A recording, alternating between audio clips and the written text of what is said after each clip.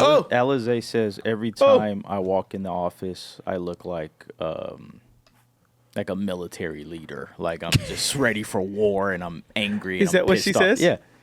Yeah, look, she's owning it. She's like, yeah, dang. Like, I don't know. That means you've done a good job at I said I'm goofy. Yeah, but you've kept your stature for like, that like hallway walk. That matters. Like, He could be walking up to me to say hi, and I think he's about to lay down an assignment, and he's just like, "Good morning." I was like, "Oh." yeah. Oh, good morning. Oh, good morning to you too. Just getting ready for a mission brief right now. Yeah. Just, Yeah. How you doing? And I'm like, "Oh." Yeah. Man, yeah. That's I don't know. I don't know if that's a compliment. It's definitely not. Yeah, exactly. It's definitely not. It's like you're so Hey, intense. there is no joy being produced around you. I just want you to know that. Like, Zero. Just want to let you know There is- when you come up, I get so tense, so worried. Yeah. It's Oh, like- you're a pastor. I just want you to know I get zero joy when you're around. Thank you so much. He's also, but it's also the fearless Like, oh, nature shoot. that you have to be able to do that and say like, okay, we're gonna take Jermaine, on stop. this. Don't do that. You're trying, but I don't think it's working. I could do it. You could do what? I could do it. Like I could pull that off. Jermaine is. You could pull what off? I could have turned the ship to more direction that I was trying to take it. The challenge you know? with that is when you do that, you're freestyling and you never think about how to land the plane. You know what? I don't think about landing the plane. Here's why. Here's why I don't think about landing the Yeah, plane. he does do consistently. Do that. I think about staying in the air. Staying in the air is important, and not crashing is important to me. Jermaine believes there's in a conversation there should be no deep breaths, no pauses, and if you just even pause for a second, he's filling that space. Oh, for sure. with Anxiety happens right away. Man. I don't know. Maybe people, what's up, everybody? Welcome to Beyond the Letter. Maybe people will remember this or not, because I don't know if I brought it up on the podcast, but I know you guys might know. I don't remember who I shared it to, but there was recently on TikTok, somebody had, it was kind of like a viral post, and someone was asking church recommendations in kind of Southern California region, and we were like the highlighted search, everybody. We were being talked about. Our church page was being talked about apparently a lot. That TikTok highlighted it as the church to search. Now, when you're talked about a lot, obviously, a lot of the reason why we're being brought up because we're being recommended a lot. Person's like, hey, what church should I go to in Southern California? Really cool that we got recommended. But when you're recommended a lot, we're not perfect. So people don't like. Maybe they don't like my preaching. Maybe they don't like our worship. Maybe they visited. And so, a lot of people were like, yeah, it's great, blah, blah, blah, blah, blah. And then, the person who asked like, oh, I'm going to check it out. And then like someone said, I wouldn't recommend it. I wouldn't recommend you. Place is the worst. Mm-hmm. The pastor there is the rudest. He's the meanest guy I've ever met. Trust me, I know from experience. I've met him. He's so rude. He's so mean. And then it got like all these likes, and I'm like so thrown off. And I think the likes weren't like, oh, we agree with you. I think it was almost like, I think when people like it, it's like, oh, thanks for the heads up or whatever, acknowledge. Because no one no one really followed up with the comment like, oh, I met him too. Yeah, that guy's a jerk. Yeah, it was more like, it's like in Yelp when someone's like, oh, was this review helpful? And people say yes or whatever. So I took it as that, and I'm thinking like, yeah, when I'm in public, I get that, when that people see me. In real life, they get that I look like a scary guy. I'm a bigger guy, got tattoos. But anyone who's actually met me, I get that I'm very kind and, so I'm like, immediately I'm like, oh my gosh, like what? And I'm thinking, I don't know that I've ever had like a bad day like that at church where someone has met me and I can genuinely say, hey, I wasn't myself. I was rude or whatever. And thinking maybe I was dismissive for some reason. I don't know. Maybe I was rushing somewhere. I'm like thinking. And so this just happened like a couple months ago. So I comment. I'm like, which normally I don't comment or anything like that. But now I'm like bothered. I'm like, dude, I got to apologize. I'm so sorry. She met me and I'm mean and a jerk. And I just commented. I'm like, I'm so sorry.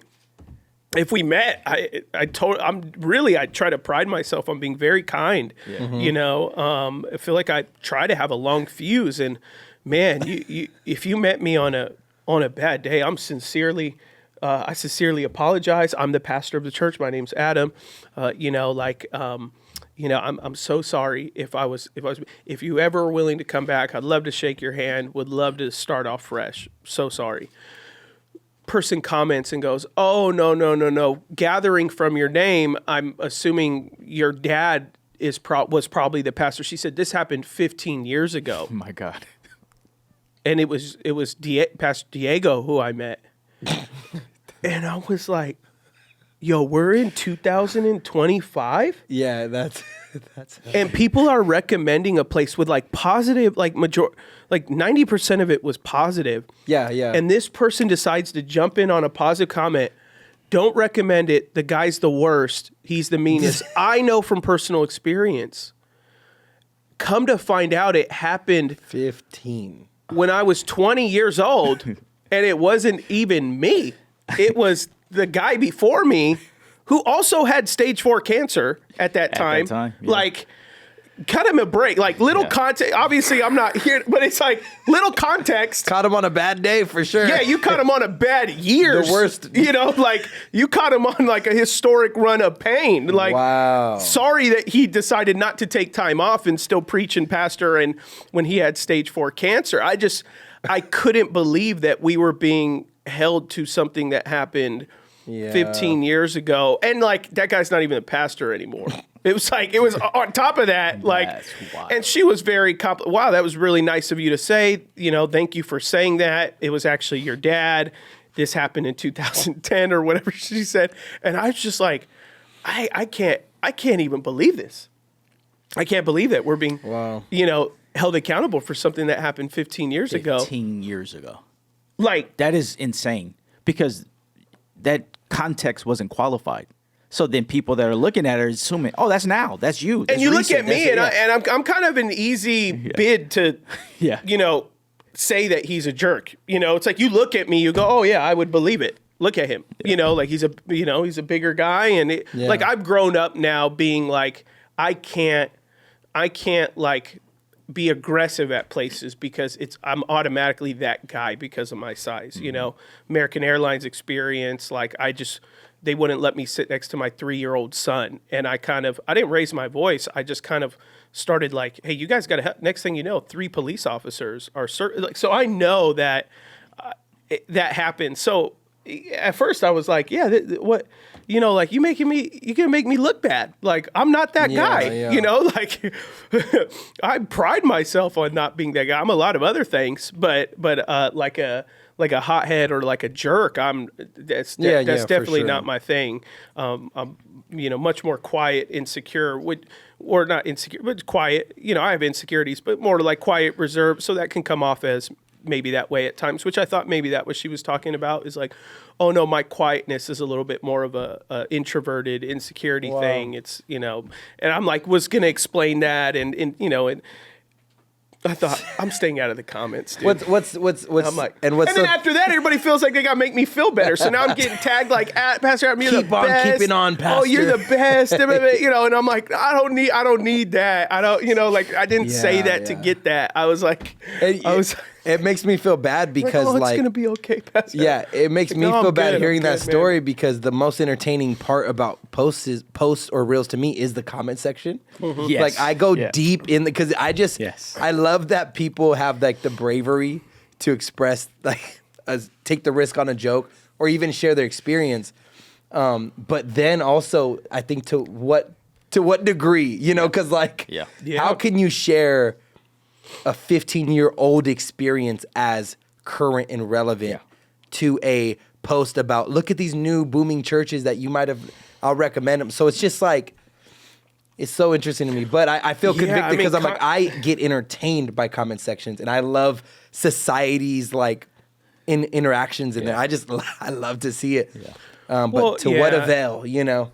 Yeah. And, you know, it serves a benefit because like you just can't get away with stuff anymore. You know, if someone is trying to get away with stuff, you know, not saying that I am or we are, but just in general, like with social media and especially with what TikTok pioneered, where they utilize, you know, geolocated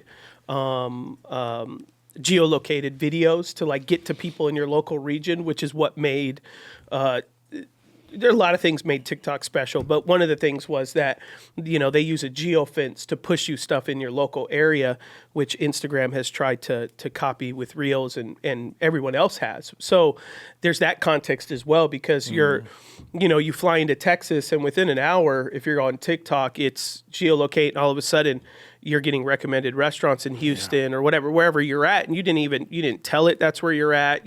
Or even if you search it once, then you're gonna, for the next, until you leave, you're gonna be getting fed, you know, best shopping, best this, best that, best things to do, whatever. And so, you know, like, oh, that's a cool advent of technology, but at the same time, like you really can't get away with much in that sense. You know, there was a woman who recently, which we weren't even planning on talking this, by the way.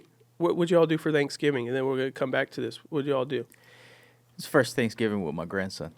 Oh, you're so annoying. What do you want me to do? Yeah. What do you want me to do? Okay. All right, Grandpa. Baby. All right, Yeah. Pops. Super grateful. That's fun. man. You guys hosting? Yes. Yeah. Did Hosted. it at our house. Yep. So. Yeah. This is the And first you knew year. you just moved. Yeah. So you got a new what crib. was awesome about this though is because like Colin and Eileen, they're their own family. What play Yes. do you guys want to run? That's your fine. daughter and your son-in-law, Yeah. for context for those that Yeah, don't my know. daughter and son-in-law.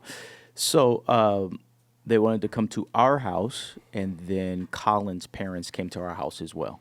Oh, nice. So fun. everybody surrounds Micah. So Yeah. so this is a good conversation, because you're now, like, you've been living the full in-law life. Now there's a baby, and I know how babies just mix things up. Like, Yes. like Don't try to start stuff. no, today. I want to know. I want to know. You're I want to know because you're a nitpicker, he has the perspective now that no, you want some drama, is what you no want. no no. You want to see the he wants- comments no, no, section? I wanna know- Family Yeah, section. No, I wanna exactly. know. He wants some cheese. So when you whiz. say that, like, He wants they're their own cheese whiz. family, this is just because it's open ended. They're their own family. But if they choose, like, just tell me how you would really feel, or if you feel comfortable, obviously.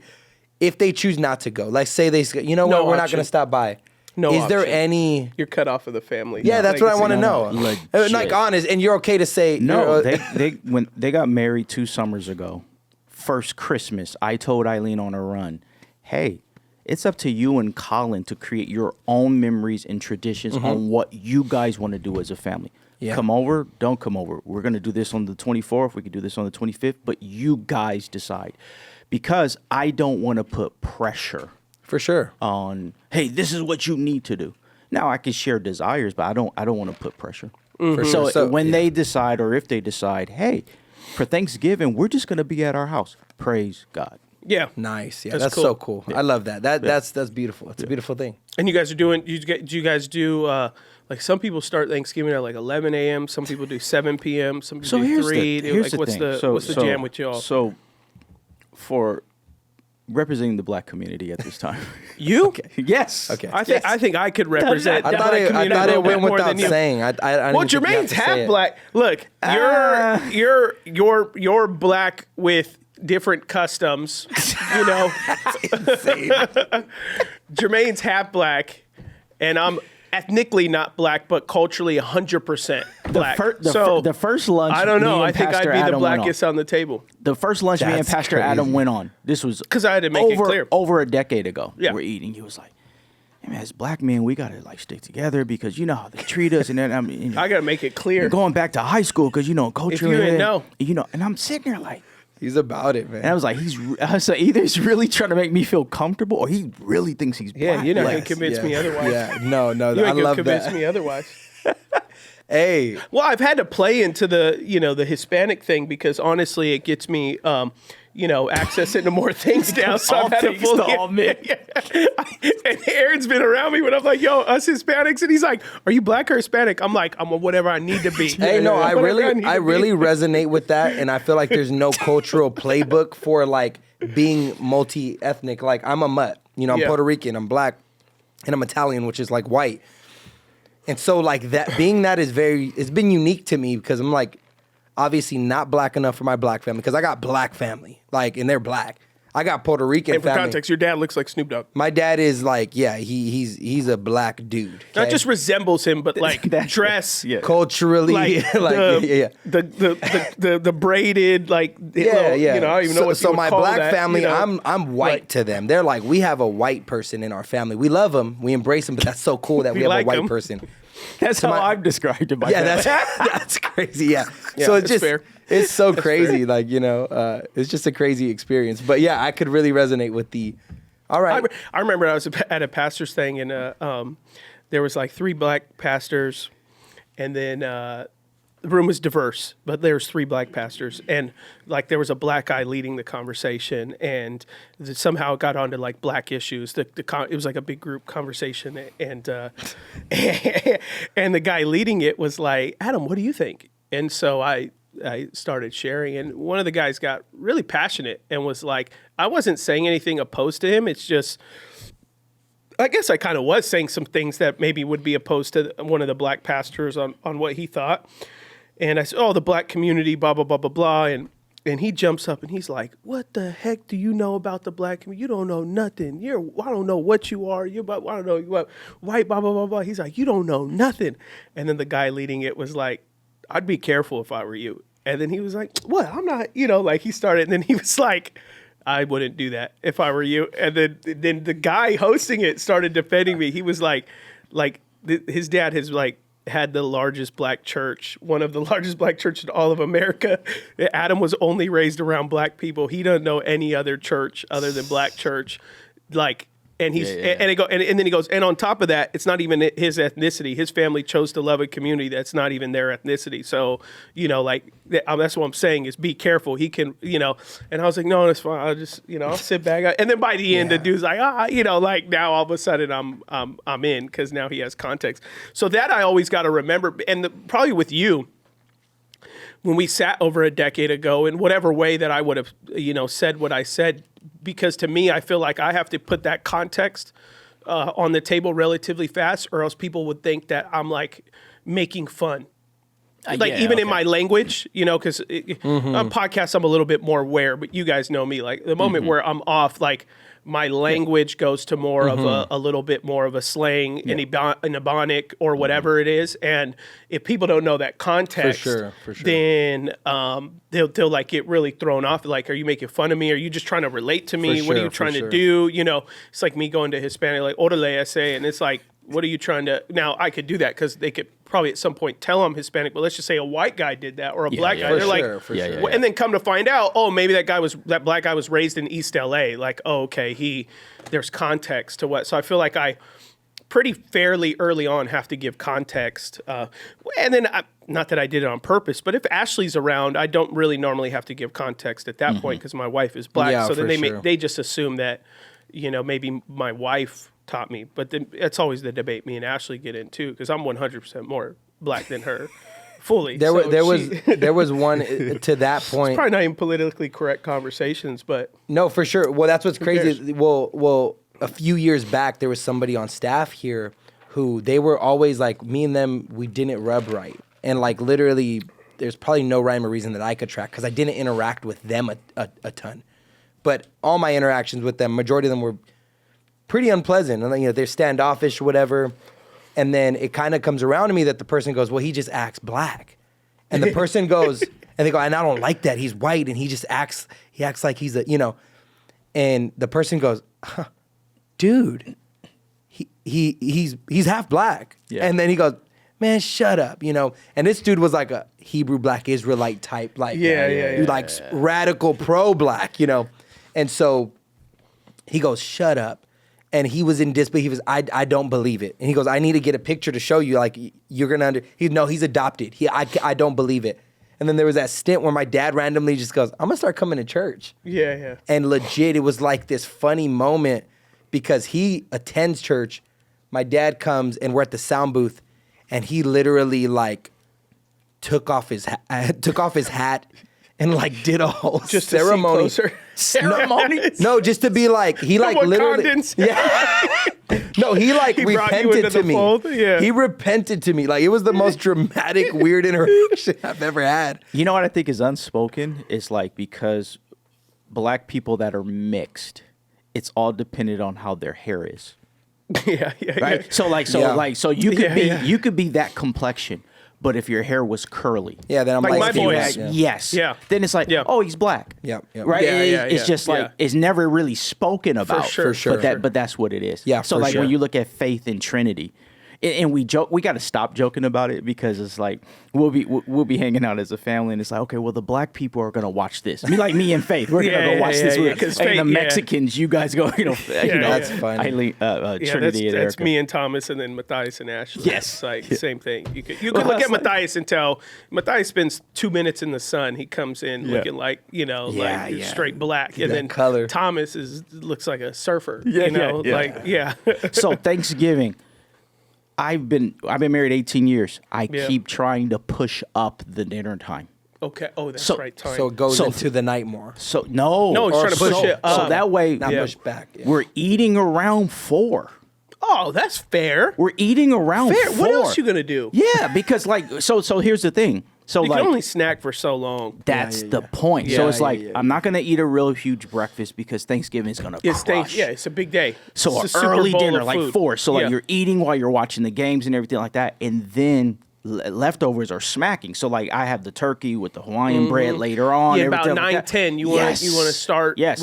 round 3. So Yep. Erica, Yep. she's like, okay, well let's have family over for Thanksgiving. Absolutely. I'll just tell them to come at 7. Wait, This is absurd. correct. Oh, yeah. 7 At is. 7. But also, you need to you need to have fun. You know what I'm saying? Like, you still Yeah, gotta hang have a out good with time, family. relax. It's like, Where there's you no know, agenda. You're not like, you gotta this, Yeah, that, like, the other. you know. So that's why, like Erica, like it's Thanksgiving's a holiday. She'll choose to work because See, in I'm her not, culture, I'm not Mexican, so I don't know if people in the comments do Mexicans eat. Like I know we celebrate. I know we celebrate Christmas at midnight on Christmas Eve. I've never done that. The Hispanics, Yeah, for sure. So it's like Thanksgiving dinner late. Like Alize, you late? What time? Well, she's Costa Rican, She's Hispanic She's still, 6'7". dummy. but they're all so different. That's just No, don't do that. Don't do that. Don't eliminate the Costa Ricans. Costa Ricans Yeah, are don't different. take away. What time you having dinner? Like 6, 7. 6, 7. Yeah. Okay. Andy, you're Mexican. What time you having he's dinner a for real Thanksgiving? Mexican. Around like 5:36. 5:36. See, that's even that's later late. for me. That's late. scary, Like, dude. That's like see this is our second year. I told Ashley, I'm done traveling. I'm so tired. The one day I have off, I'm not going to Corona or Eastvale, and then Rancho, and then my mom, my dad's, her parent. You got young kids. We got kids. And so last year was the first year we hosted it at our house. This is the second year we've hosted at our house, which is great. And then we invite my grandma, my grandpa, my other nieces and nephews came and all that stuff like that. And so for dinner for us 4:30. It's 4:30. And I say you could come as early as noon. Yes. We'll have appetizers. Yes. Come Yes. at noon. charcuterie Appetizer, board, all that. chilling, Yeah. My buddy games. Dan Fernandez, he's a pastor at Light Pacific University, but he owns a catering company. He did me 2 turkeys, one for my dad specifically. He'll eat the whole turkey by himself because we do it free range and all that stuff like that for him. So it's like 7 pounds. It's like a 7-pound turkey. No, it's a big. No, Oh, really? Oh no, it's like a 20-pounder. Oh, Oh shit. yeah, it's like 18, 20 pounds for my dad. I'll crush it. So 2 turkeys, 6 turkey legs. Come on. A ham, bourbon glazed ham, and then a brisket. So just. We're living, and I don't have to cook it. Yeah, It's just like, That's thank crazy. you, Lord. Yeah, you that's know, You so just got family, Family. And you have the time now. yeah. So I'll go pick it up. I pick it up from them. Everybody else works on the sides. People could come as early as noon. Everyone really starts coming around 2, 3. Yeah. We're eating by 4:35. I'm good Yep. with that. Full. You're full by 6:30.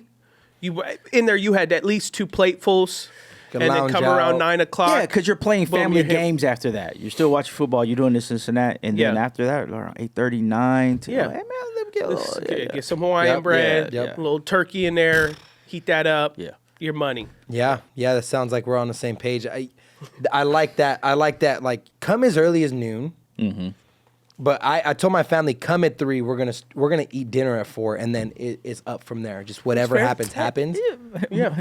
Yeah, that's the play. Yeah. So like, but because I was finalizing some plans this week, it's like, like what time should you come? And it's like, don't feel pressure. Like, pull up 2, 3, whatever. We're lounging. We're lounging. Yeah. My daughter, turkey's in the oven, 6 hours. It's a whole thing. Yeah. My daughter Faith is such a rule follower that like whenever she gets invited to a party, she hates being late. That's dope. So it's like if a party starts at 2, what I'm trying to tell her, when you get the invite for parties, it's more like come anytime after 2. But like if you show up at like 1:45, you're not being responsible. Yeah. You're actually like they may not be ready for you. No. It says 2. We gotta leave. We gotta be. So it's like culturally, I'm trying to get her to understand like it's a better problem to have than somebody who has no care in the world for being. Well, on time. that's Trinity. Okay, that's funny. Yeah, We starting. Yeah, but, yeah. That's if good. you're not there, I see you. Hope you. Hey, You could think. Funny story. Alizé, she's in the room. I'm becoming more like that because like time is just mattering more to me and like timeliness. So Alizé, she's rolling with us to Disneyland and like we said we leave like I don't know what time Jasmine told you, 2:10 or something. So it's 2:10. I'm in the car. ish. Yeah. Yeah, she messed up for that because that's the only reason we didn't leave you because I was like, okay, because Alizé sends a message at 2:10. I'm on my way and I go. No, 155. She was on her way. Hey, 155. you leaving at 2:10? I'm pulling up at 1:45. All day. Well, Or just sitting in the driveway. yeah. Pull up, hang out, whatever. No, I'm just not hang out. I ain't gonna bother Yeah, you. a departure time. you're in the a parking departure lot, time yeah. is 1:45. like yeah. I'm there. Yeah, 1:45. so it's funny because I'm like, Jasmine, otherwise we would have been on our way to Disneyland unless you put the ish there, the 2:10-ish. I'm not letting that's you the only slide reason. with that, Jermaine, because I've can't rolled believe with she's them fighting this. multiple times. This is the I've comment I've section. rolled with them multiple times to do things, and almost always, 4 out of 5 times, I pull up like 5 minutes before we're supposed to. That's leave, and true. Jasmine's like, "Hey, we're not ready yet." Like, Oh, well, yeah. we'll be out soon. Yeah, And I'm like, Jasmine's "Whoa." different. Jasmine has a historic run She- of just being She has very. no regard for time. Yeah, I've been on a Jasmine radical. just like I don't know. She'll be like, Maybe. "Jermaine hasn't left work yet. Like, you're fine." No, And she I'm has like, a "All right, radical. well." Her relationship with timeliness. I don't even know how she's alive today. Because Ashley, like, she's late, but she's like actively kind of like getting ready, doing stuff. She's just like Jasmine's kind of a little bit more of like, yeah, we're good. she's like a hippie. Like, And I always say, and you know this, I always send your wife, with me, Ashley, and you guys these TikToks of these like girls that are like very like, just like, oh, who cares? Very Yeah, whatever, so And careless. Jasmine's always like, that's not me. And I'm like, dude, I'm telling you, you got like 60 doppelgangers out here. I wonder what the word is for it because Jasmine, she don't care about trivial things, but she Yeah. thinks time is one of them. She thinks time is trivial. So she's just like, yeah, like what's the big deal, Yeah. Which is dope because I'm very like, We'd be like, we all went. We went to a conference earlier this year, and then we were all texting, and we said, hey, we'll meet you all at the pool with the kids by whatever 10 or whatever. Dude, it's 11:45. Jasmine, Jermaine, and Valor come down. I'm like, hey, what are you guys doing? You guys, you guys. I'm like, dude, we're going to lunch. Yes. Like, We're like come down, ready. floaties, blah blah blah. I'm like. We not only did we say meet at 10, we probably went 30 minutes early. Yeah, being us. So I'm like, we've been here for 2.5 hours. We are leaving. And they're like, oh, okay. And I'm like, didn't we in a text say we were going to be down here at 10? Like, yeah, we did. Like, all right. Yeah. Oh yeah, we Funny, slept man. in. And then it's like, what'd you guys do? Oh, we went and got coffee. We went and got Danishes. We like, well, we could have did that here, or you could have texted us. Yeah, it's so funny. No, it's real. It's real. So coffee, I've Danishes. mounted a war against that mindset. Yeah. So yesterday I almost was like, all right, Jasmine, we're going to leave Alizé right now. I was like, let me see the text. What did you text her? And then that was the moment. I'm like, oh, you told her 10-ish. All right, we'll wait. They're 9 minutes all these like. Look at her. She's saying that like it's a good thing. She's like 9 minutes late. I got there 9 minutes late. That's not bad if it said 2:10-ish. If it was 2:10-ish, I would assume, or before 2:10, I would assume it. I would assume between 2:15 and 2:30. I left at 1:55 from my house. I would assume for sure. Someone told me 2:10-ish. Because if you say 2:10, that's a very specific time. Yeah. We're leaving at 2:10 for a reason. Yeah. So like 2:10-ish saying is like weird. the extreme specific and then Ish. the ish. It's just like it's a paradox. To me, it seems as though it's like we're gonna leave trying. whenever. We're really gonna leave whenever. If I heard 2:10-ish, it'd be like, Well, no, we're 2-ish. really not rushing out. We're not 2-ish is rushing wild. out. You know, 2-ish is wild. To put an hour window, and Jasmine has done that too. Yeah. It's like 2-ish, and I'm like 2-ish. Well, But the things I can do in 45 yeah. minutes. I'm so anal. If people are going with me, I will say, what time are we leaving? We're leaving 2:30. Latest up. is 2:45. You know, like I'm leaving at 2:30, but I'm leaving you at 2:45 if you're not here. Basically, Yep. Yeah, it's like I have seen people left. Yeah, I seen a 15-minute grace and I period. think because yesterday I seen a reel. I wish I would have brought it. I didn't know we were going to talk about this, but I seen a reel that was like the people that think. Phil said he's experienced it Grace too. period is new. 'Cause we used to leave Yeah, historically there hasn't been grace period. You Yeah, just lost a it's lot true. of friends. Yeah. Being too crazy. No, I'm just kidding. Yeah. No, like there was a post that this girl, she's basically ranting about this topic, and she's saying, you know what I can't stand is people that act like not being a timely person is a personality quirk, and like it's in your character. It's like, no, it's your view of time. Yeah. It's your relationship with time and your care about time. Yeah. So it was a whole rant, but I was like, yeah, that's real. It's real. It's an intense view, but it's serious. Yeah. Time and timeliness is serious. People lose in life sometimes because they're not timely people. Yes. So that's kind of like, you know. Oh, yeah, 100%. So- It's yeah. Yeah, it's like a funny trivial conversation that just has very serious implications. Oh, Like, I'm sure I'm annoyed. Even if I am running late, I mean, I'm sending ETAs every 5 minutes. You know, Yeah, and they're that's- like, "No, it's fine. It's not a big deal." I'm like, "It's a big deal to me." Yeah, I had a meeting that went late. Like, Yeah. I'm anal about it. Hey, I wanted to take a quick moment to share something I'm really excited about. Our Christmas devotional for the Advent season. The holidays can bring up a lot: joy, memories, pressure, busyness, and even sadness or mourning.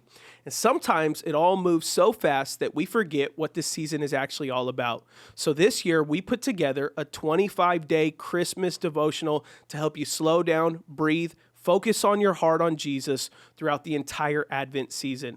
Whether you want to read it with your family, your spouse, or even on your own. It's simply a way to stay connected and centered heading into Christmas.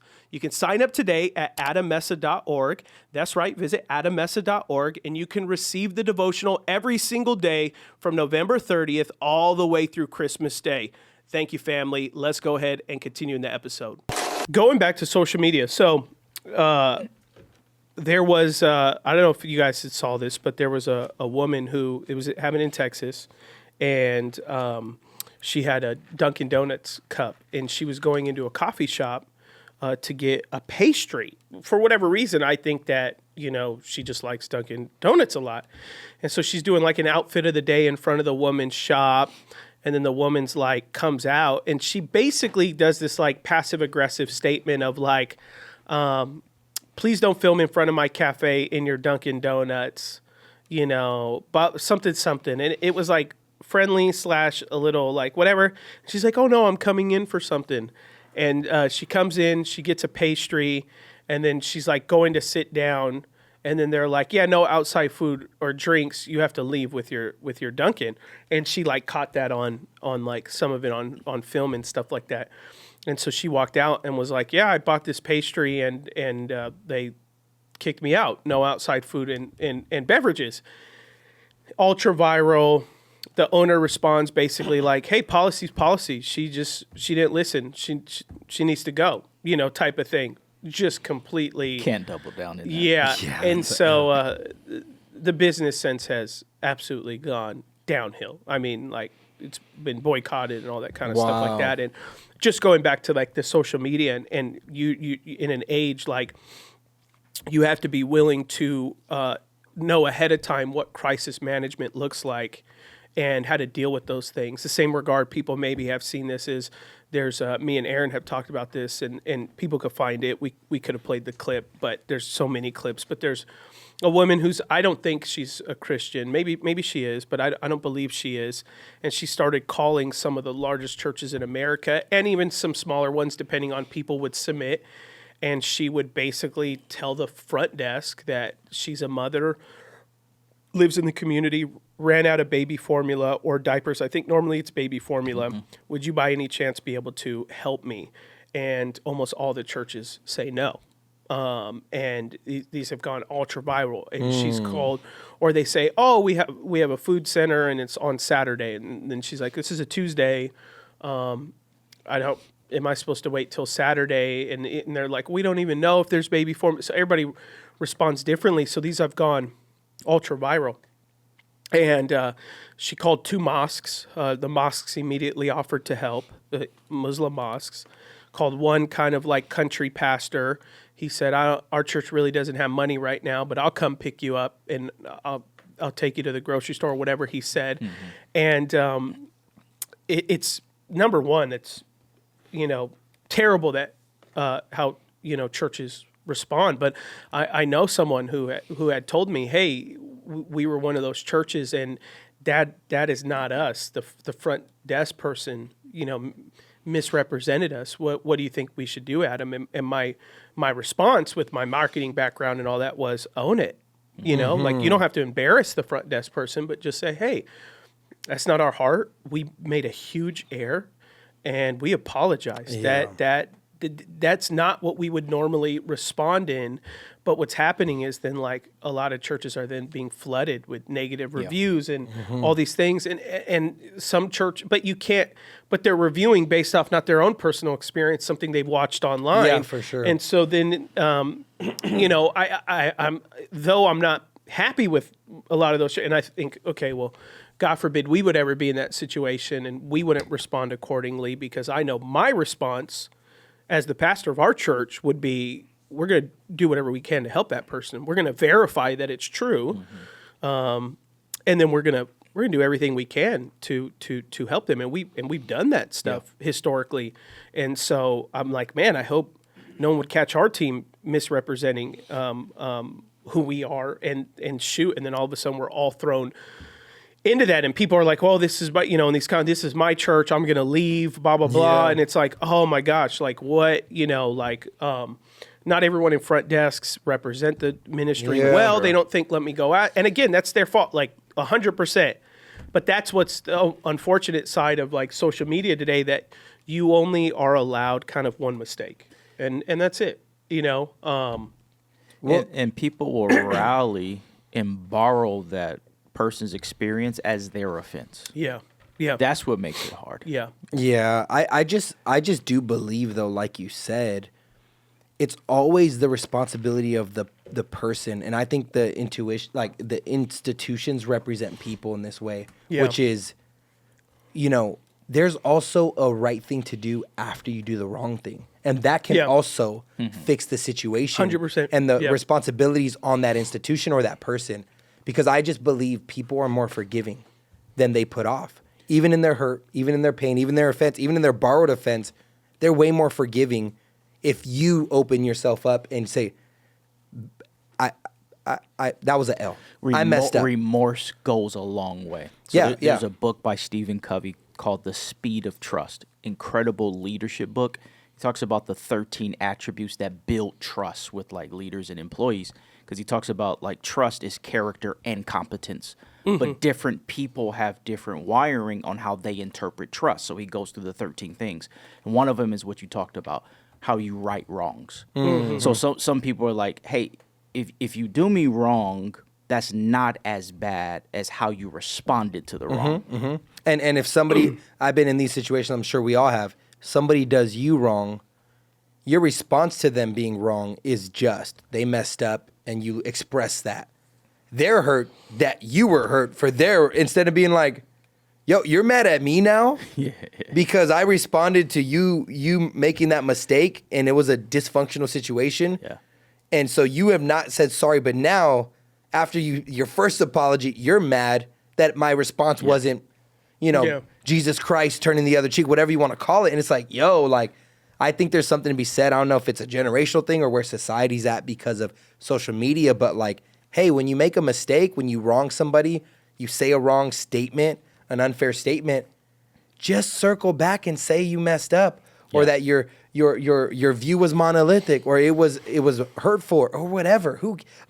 Who does care? I think people are way more forgiving. Like 99% of people will forgive you for saying sorry. If it was as open-ended as you saying a comment, or as a business owner, like that coffee shop owner making a mistake like that, embarrassing, you just go and say sorry. Mm-hmm. You say, I'm so sorry. I was having a horrible day today. I know that's not an excuse, but this doesn't express how I feel, how I view the community, whatever you call it. Mm-hmm. And people just can't fathom that. I was explaining to a family member who's a new Christian, and I said, that's what we call that the spirit is willing, but the flesh is weak. Mm-hmm. It's like what to do after you've done the wrong thing. You want to keep, you want to stay wrong because you're like, it is what it is. Your flesh is going to make it hard. You're not going to want to set up those meetings, set up those conversations.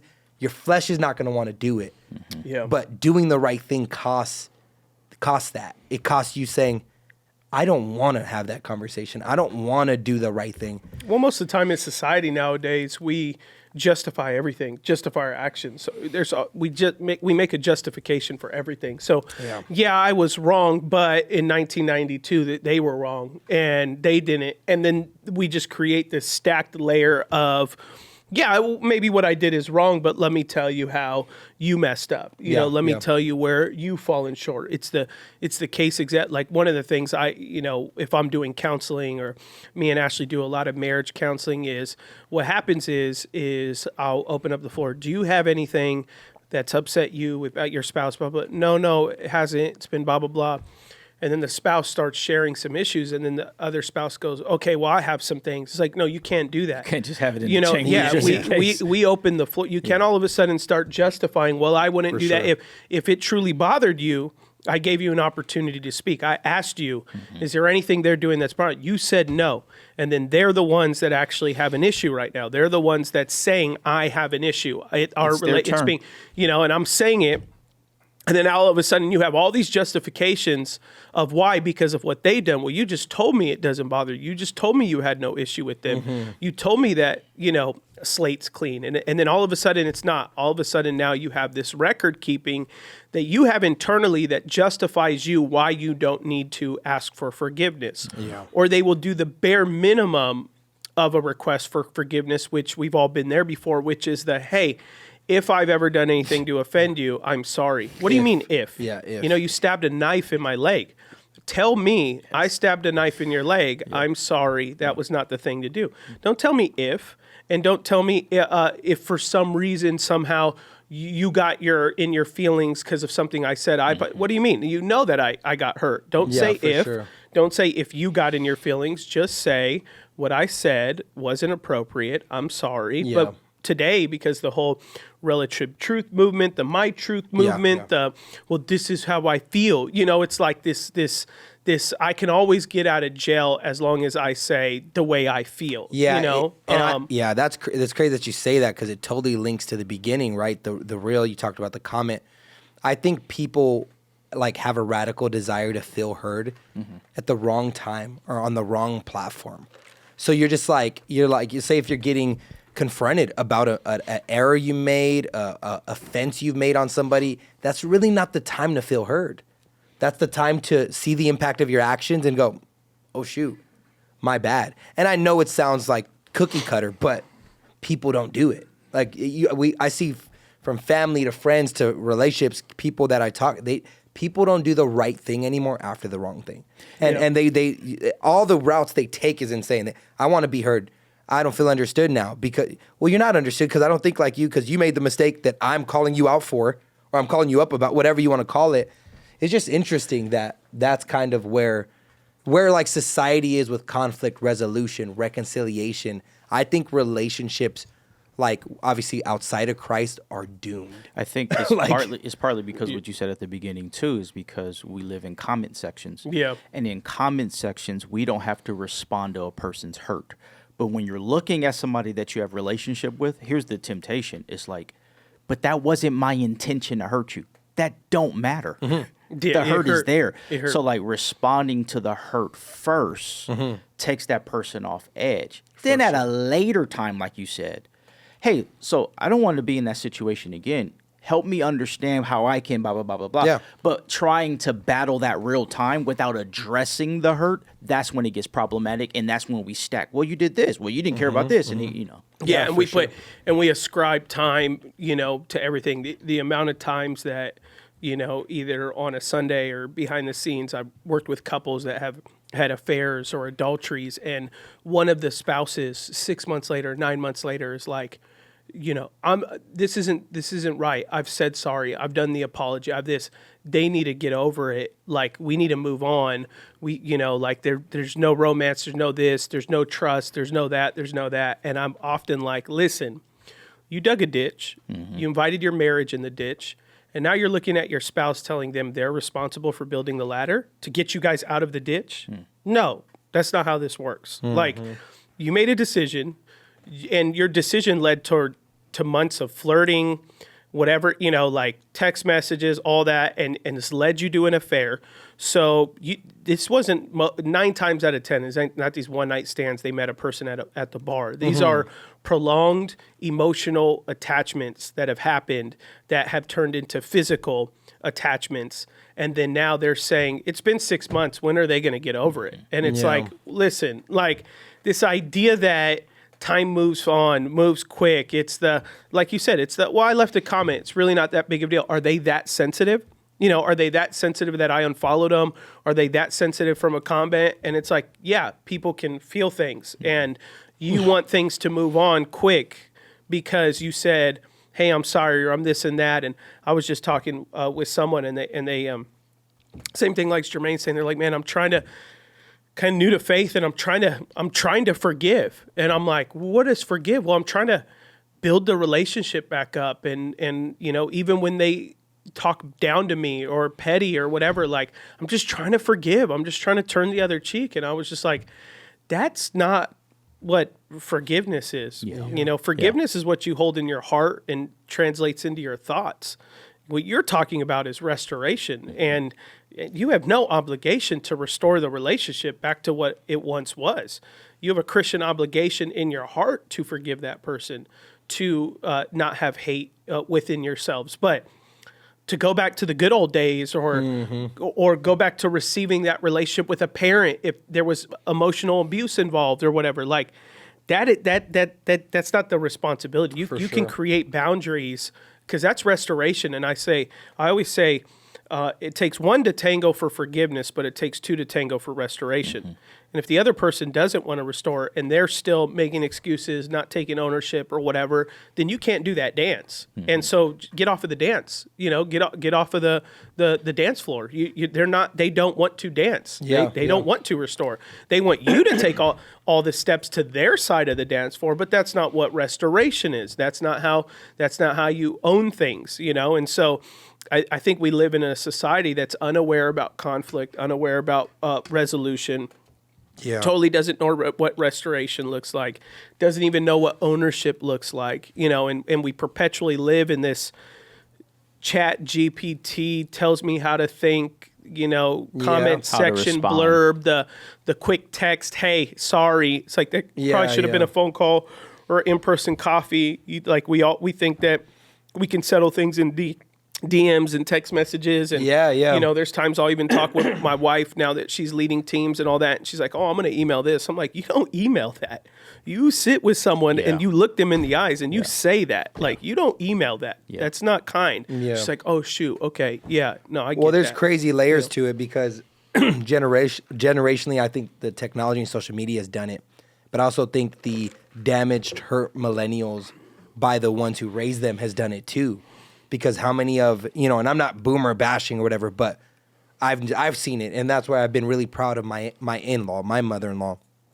Because in times past, she'd get confronted for, you know, she had a crazy story. Single mom, because her husband was a monster. And she raised her kids, 3 kids by herself, you know, making $8 an hour. Like, how she did it the Lord knows. Yeah. But she did it, and she didn't do the healthiest way. And so she caused, a lot of damage. And when she's confronted about that in times past, I want to be heard. I need to let you know how I felt. And that was the most damaging response. So now you've seen her whole posture change and go, I messed up. Because it does so much for the younger generation when you correct a view of something. And you say, hey, that thing you seen me that day, even if it's a physical abuse, even like that when I smacked you because I was irritated, that was wrong. And I'm sorry for that.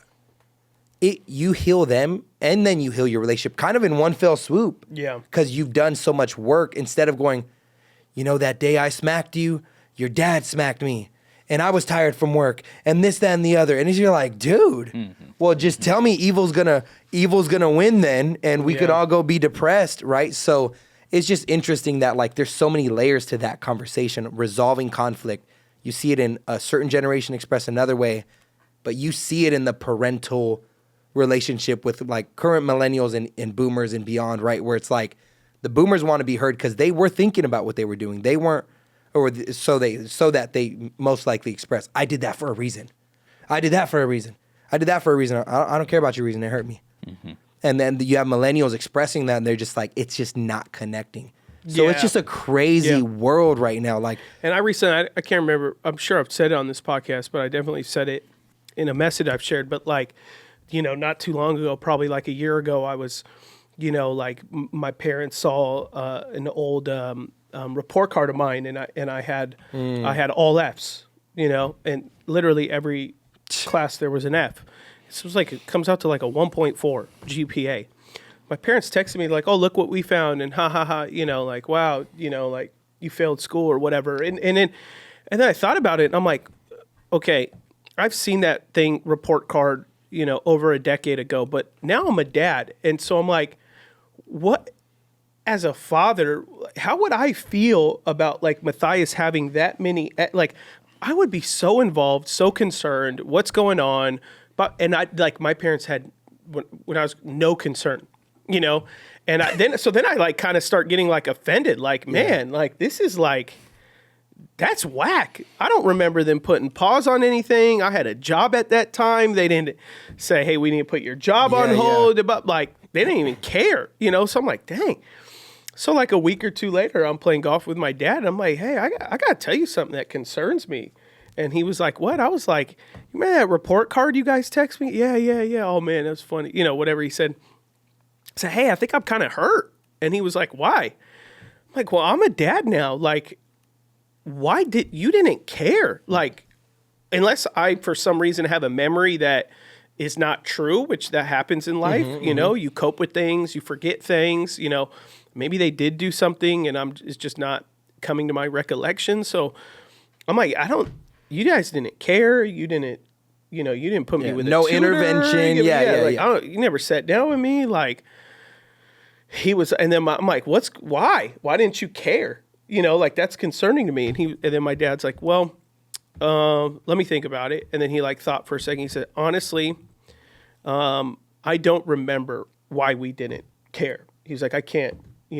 Over 20 years ago, well over 20 years. So he's like, I don't remember. And he's like, but what I could tell you is what I thought of you at that age is I thought you were more than your report card. And, look at you now. Like I saw that young man, who the man you are right now, I saw that young man at that age. And so I really wasn't worried about what your test score said. Should we have been a little bit more involved? Yeah, maybe, and I apologize for that. And he said, I saw you had way more potential than school. That would be your hardest thing that you, whatever he said. So he said, I'm sorry, we didn't seem to care. In fact, I didn't care about the school, not you. Like I knew you didn't learn the way that the school would try to make you learn, et cetera, et cetera. And for me, it was like, man, just hey, I'm sorry. Honestly, his honesty of, I don't even remember, but here's what I'll say. It's like, it was just like, oh, I'm good. Takes you off edge. Yeah, cool. Thank you. For sure. Not, Man, well, I don't know. Why are you so sensitive? You're doing fine now. Look at you. What's the big deal? Why do you care so much? I care because I'm a parent now, and I'm like trying to. I'm like, you remember what? I'm like. Well, when I was in school, that I'd come home and think I remember thoughts in high school thinking that I was stupid regularly. Yeah. Because I couldn't get good grades. Wow. So it's like that would have been a conversation back then. Would have been really nice because, like, I convinced myself I was an idiot. Yeah, they could have called you up and said, "Son, I think you are amazing, and this doesn't reflect where you're at, or whatever." Some sort of you're hanging out with friends or you're dating girls and they all have good grades or whatever, and it's just like you're just like, wow. What is going on with me? Yeah, I love your dad's response because one thing that I've seen, because I listen to a lot of podcasts and they talk about, it's all the biggest podcasters have boomer parents who have hurt them. So there's just a lot of stuff that I've been like learning. One of them is how boomer parents, where they misstep in when you confront them like the way you did, they misstep by claiming the results. Look how you turned out. I raised you fine. Yeah. What are you talking about? Yeah. And then it goes the double blind game they get to play, because if you don't listen, like if you turn out as a failure, they go, you never listened to me, you never got good grades, you didn't go to college. And so he said they get to play this double blind game. Mm-hmm. And so your dad's response is amazing because he didn't do that. He did say you turned out amazing, but also also acknowledge the misstep or whatever. So it's like, but your dad's just different. And he also told the truth, which was, I saw that you were gifted. It's just not in that. And it's like, oh, okay. Like, yeah, cool. I'll take that. Yeah. For sure. Parenting is hard, and parenting teenagers that are like different is hard. And like we're learning intel and like how do I apply this and so forth. So Trinity recently said something to me that I've been reflecting on. She was like, Dad, you call Faith a leader more than you call me a leader. I didn't even know she was paying attention like that. So that I had to think about that, and I was like, well, I do that because I'm trying to encourage Faith more. You're trying to pull it out of her. I'm trying to speak leadership to her. Yeah. Trinity's bossing everybody around for sure. And she's still processing and developing. So I'm like, man, she really cares about how I describe her, right? Yeah. And then like looking at their grades, like Faith, straight A. She would make sure it's no mistakes. And then like. So right now, Trinity's in tumbling, and we're like, hey, you have to keep your grades at a certain level to stay in it. But I don't expect Trinity to have straight A's. Yeah. I expect her to do her best. So like, we had this thing where I'm trying to low key have my girls start running with me. So that's what. So I told my daughters, hey, because they run at school. In other words, he's trying to discipline his children. Well, here's what running is insane. Dude. No. Coming from a guy that ran varsity cross country, it's depressing. So I hate running so much. So Trinity says randomly like 3 weeks ago, Dad, I think I want to run track. I mean, you on the inside, I'm just like, oh my God, right? That's funny. So leaping for joy. But I do what we do as a family, sarcasm. You're not a runner. You're a wagger. He's trying to see what she's going to do. Okay. Yeah. So then she was like, no, I can run. I ran a mile. I ran an 8. I said, if you run 4 miles straight without stopping, you choose the pace. I'll give you $40. She was like, what? Is that why Matthias said this morning that Trinity has $40? He asked for Roblox money. I'm like, no. He's like, well, I'm on FaceTime with Trinity. She has money. I'm like, dude, shut up. Wow. So she ran the 4 miles. So like, I was like, I'm about to go work out in the garage. She was like, Dad, I'll work out with you. Never said that in her life. Yeah. I was like, yeah. She gets her iPad, puts on her headphones, and just going. Yeah. Starts on the rails, kept going. I'm like, what is she doing? And then I remembered that challenge. She ran 4 miles. I did it. That's far, dude. Give me the 4 miles. Is far. But I learned something in Trinity. You put a challenge in front of her. Yeah, she's rewards based. Yes. Yeah. Which is not a problem. You coach it right. Yeah, you have to find it for sure. You see what I'm saying? Like sure. I'm thinking like, how do I create that in the academia type situation because she's still developed. But I'm just learning this new intel. Yeah. Because she's not wired like Faith. That's just gonna be like, I missed one. Remember, we're coming home from a cruise, and she's and just like, and she missed an assignment, and she's depressed. Just, And Trinity's like, why do we have to make up work while we're gone? Yeah. I'm on vacation. Yeah. Like that's why do we got to do Trinity. it? Yeah. And that was in the same regard. My Matthias is like very gifted soccer player, but he's like very kind, a little passive, in that sense because he's very polite and all that. So we've been trying to get him to be more aggressive and all that stuff like that. Well, Thomas, my youngest, is like a soccer phenom, like on average scoring 9 to 10 goals that's a game. Crazy. And I mean, I'm telling you, like his team will win, 11-1, and 9 of them will be Thomas. We have to, at the point, like get him to like stop, like in the middle of the field, stop, give it to someone else because you're just like feeling so bad. And so Matthias finally scored, this season, and we went nuts. And then, afterward, Matthias, it's amazing. That's what I'm talking about. Blah blah blah. We're just hyping him up, and then Thomas is like, "You guys don't do that to me when I score." Yeah. And I'm like, dude, in the last 3 weeks, you've scored 27 goals.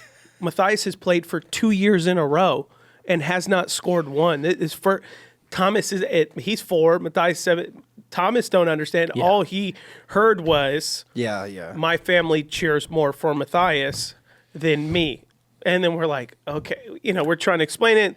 Look, I mean, he's 4. Once he gets a little older, he'll understand the gravity of what that was. But at the time, he wasn't. And kids are developing. The moment they start cognitively dealing with things, they're aware, and all that's developed. So it's that case. I know you have the teenagers, but for me, it was that same thing. It was like, oh dang, like Thomas was and again, there's 15-year-olds who would think selfishly, but it's like he made that celebration about himself and was like, why?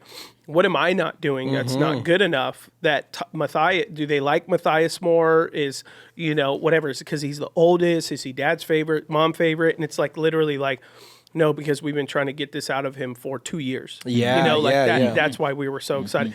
But for him in that moment, he took it personal. Like, I don't get celebrated like that. It's like, dude, we celebrate you every week when you're the MVP. Like, come on. But we're not jumping and screaming and, losing our mind. Yeah, that's true because this is what you do now. When you become great, like consistently, greatness is normal. So like nobody is cheering when Steph Curry makes a 3-pointer anymore. For sure. Because now it's an expectation because you've decided to be great. Yeah. And that's the tension. Like you're not the most improved player. One of his games, he only scored 4. And I was like, what were you doing out there? Correct. Mind you, in soccer to score 2 goals is a big deal. What are you even doing? And I literally, at halftime, I'm like, Thomas, what's going on? Because he kept missing the basket. He's like, I don't know. I'm like, get your head in the game. You should have 9 right now. You should have 7. What's going on? He's like, I know. That's so interesting that like the risk we run in being in relationships, being parents, being in friendships even, people will form beliefs about you.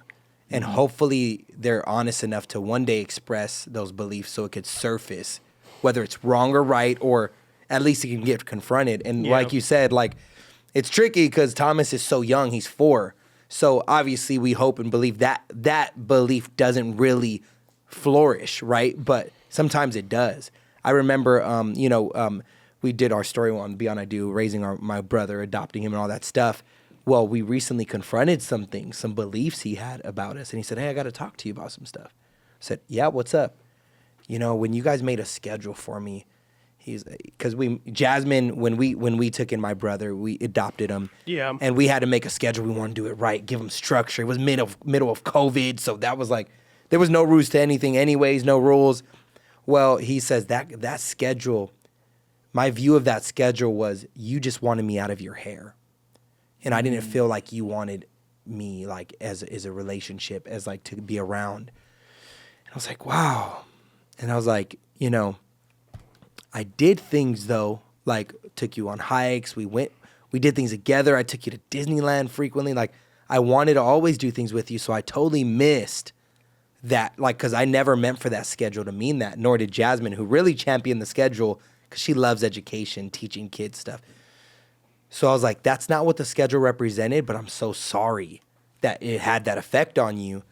You just forgive me. I'm sorry. And he's just like, no, I forgive you. I just wanted to share that so that you could like, he literally goes, so you could do it right for Valentine's. But it's like, but that's super Jermaine's like, well, I was 22 when I became a father of an 11-year-old. Yeah, and I didn't do any of that. I wanted to, but he wasn't even like, a real dad yet. I'd also been married for 6 months. Yeah. There's all that, but But I think doing it in community is so rich because you see blind spots. For sure. So Adam helped me recently on vacation. We were out getting coffee for the family. There was this like special matcha spot. Faith loves matcha. So then I'm like, oh, I can get her this exclusive matcha. Oh, let me get the bag. So he saw my excitement to like surprise Faith with something, right? So I'm on the way home. So we get there. I'm like, Faith, you like matcha, right? I got the bag. And she's like, thanks. Right? So and Jermaine's going to know this because this is me all day. So I got a little what the heck? What? Right? So then he doesn't say nothing in that moment to me. But then that night we talked about it. Yeah. He was like, hey, what's up with Faith? And I was like, yeah, she's quiet. At the same time, because you left, I checked her. I thought you were going to bring that. I checked her. Oh, I was like, your dad. In the cafe? Wherever is that? Together. Yeah. And I say, so whatever Ashley would probably remember, but I was like, so Faith, your dad just goes out of the way and gets you a bag and and that's your response. You're just gonna keep playing Roblox? Is that, man? I hope, but whatever I had said or whatever, and she was like, no, I said that, and I think Erica looked at her or something like that, no, I said thank you. I'm like, no, whatever. So then later on that night, I'm talking to Aaron. He said something to me about that just kind of opened my eyes more to it. So I was like, yeah. Now as a dad, I could be defensive. I'm trying to, or I could defend Faith. No, that wasn't right. So then we get home, and I said, hey, Faith, let me role play for you how people experience you. Mm-hmm. Mm-hmm. So I just walk in the room, don't acknowledge her, sit down, put a cover on, and go to my phone. So then I said, what am I giving? And then Trinity says, depressed. Dude, Trinity is so hilarious. But this is healthy because our kids have a voice, right? Yeah. Depressed, right? So then I said, let me give you another option. You don't have to go crazy. But in our house, we acknowledge people when we see them. So I walk in, give her a hug, sit down, and go to Roblox. I said, what am I giving now? Trinity says, depressed, but willing to talk. Depressed.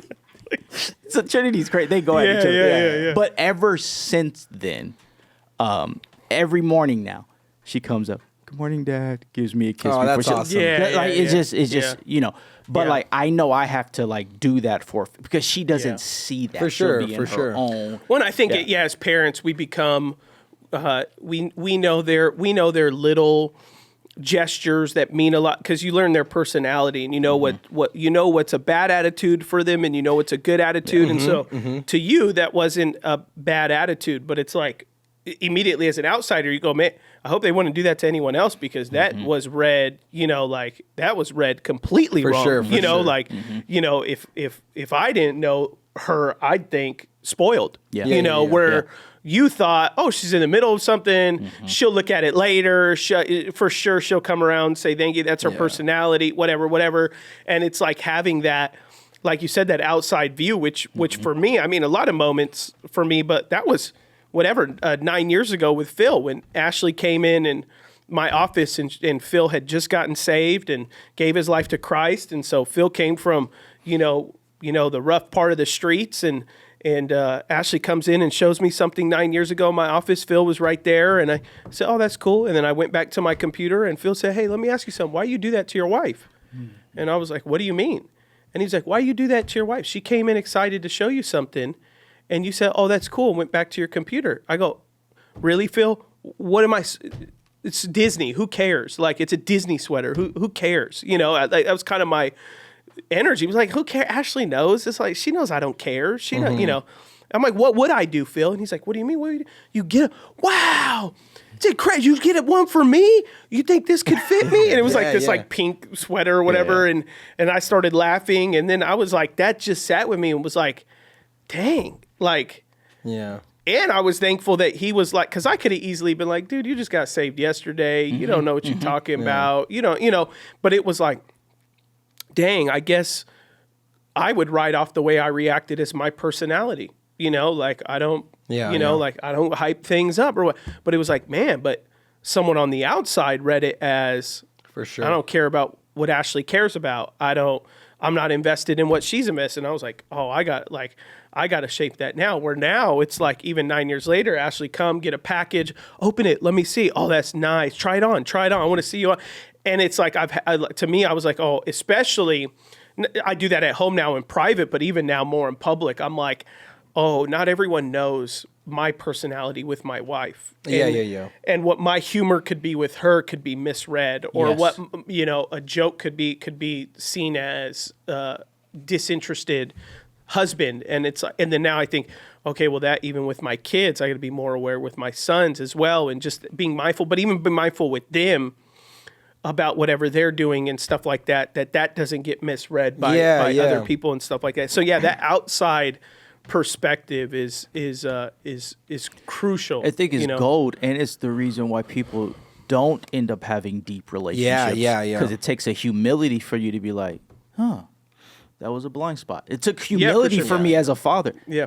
Hey, I need to do something about that. Yeah, and there's so much vested interest in the right thing. Now that I'm thinking about it, might have been Trini that I went off on. I don't know. That was Faith. It was one of the days. It was something you brought, a smoothie, something, and they didn't want it or something. It was. It was both my kids actually. It was Trinity because of the coffee thing. Yes, but also, because even that situation, as a fellow father, you want to celebrate him and continuing to do the right thing. He saw my excitement. Yeah, so you've seen all the prep work and stuff, and you go. Well, and then I'm sitting there. I'm like, maybe she don't like matcha. Was he capping the whole time? When parents just don't know what their kids like, it's like, hey, I got you a Pokemon. I would like Pokemon for 20 years. It's like, I'm thinking, maybe they don't even like matcha like that. What do you say about, because there are those, like you said, that's why we don't have a lot of close relationships, because one could take the perspective, I don't put myself around people at this stage of my life that could misinterpret me or what do you say about that person, or what would you tell that person who puts that wall up to say, I shouldn't, if you're misunderstanding me, it just means we're not meant to be, or it just means you get what I'm saying. Somebody will. Here's the thought that came to my mind yesterday with Faith. Faith is into this anime cartoon about volleyball, right? So she's watching it, and I'm like, I don't want to watch this. All right. But she's like, Dad, watch this part. This is awesome. And then she knows the characters and everything like that. And I watched that scene. Then she takes her phone, comes to me in the room I'm at. Hey, and this character, blah, blah, blah, blah, blah. So then I interpreted that yesterday.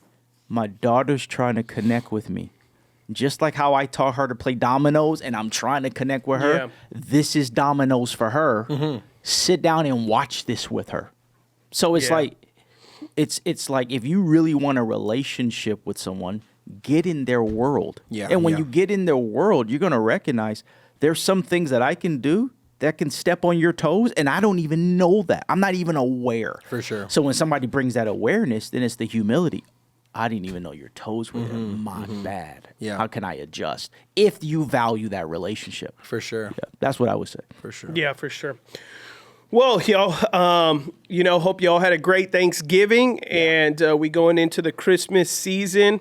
Are we sharing the Advent thing, Jermaine? You would know better than me. On this if episode? they go to period. Like if people want to join in on this episode to join us for the emails. I mean, you can get them at any time, right? Yeah, the Advent emails. Well, we'll add that placement in there. You don't even need to plug it. I mean, you don't have to add it. We can just go to adamessa.org. Yep. And if you want to get a daily email leading up to Christmas of a devotional all the way up till the 25th. Yes. You could do so by going to adamessa.org. Yeah, right? it's actually it's happening, and it starts on the 30th, which is Yeah, November 30th. Yeah. Which is Sunday night. But they can, whenever airs, someone's right? watching this, whenever someone's watching this, they can go and sign up. And there might have already been an ad placement that the team had put, but just as a closer that we've been working on a little daily.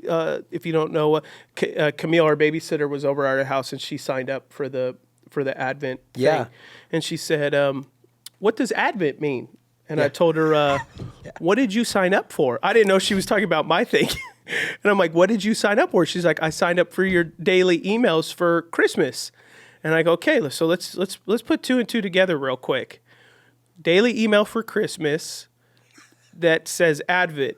She's like, it has something to do with Christmas. Yeah. I said, no, it's the countdown to Christmas. She was like, oh, I didn't know that. I never knew that. But you were fighting me on it because I said Advent, and you're like, look, and you're like, no, I don't know what that is. And I'm like, trust me, people who know what Advent is, yes, it's countdown to Christmas. The 25 days. I'm like, how do you not know this? I'm like, you ever heard of an Advent calendar, Jermaine? He's like, yeah, I don't know what it is. Yeah, I never knew, truthfully, so the marketing people we talk to, whatever, I leave a meeting and I go on ChatGPT, what is Advent? What is I had never heard of Advent in my life. But you've heard of an Advent calendar. Yeah, I heard of an Advent calendar, and I say, what the heck is that? Oh. And I don't ever care to look into it. It's the marketing guy. People that know Advent will know it, and people that don't. What is it? Yeah, for sure. That's why it also says, join us for a Christmas devotional for the Advent season. So you speak both languages. Yes, that's money. Because I said, Camille, what do you think it is? She goes, I think it's a daily Christmas devotional. I said, perfect. You want to know for someone who knows what Advent is? They know it's a daily they would know it's daily because that's what Advent is. Yeah. It's countdown. Today was the starting day. You're not too late. You could join right now and jump on it. I've actually been using it. I didn't know I was passionate about it, but when I got to read through the devotional that you wrote, I was like, this is beautiful because I engage with a lot of people who don't know how to manage the emotions of the holidays. Yeah, it's busy and it's a lot. Yeah. Sometimes people are not meant to handle that. That's something we have to take to God, and this devotional gives you great language to do that. Yeah. And so I was like, this is great. I'm recommending, ask anybody and oftentimes who knows me. I'm like, you need it. You need this. You need this. Yeah, and when we posted it just on my Instagram, I mean, we had hundreds upon hundreds of signups just from one Instagram post. So. I love a devotional that considers different seasons and places people are at. Yes, for sure. Yes.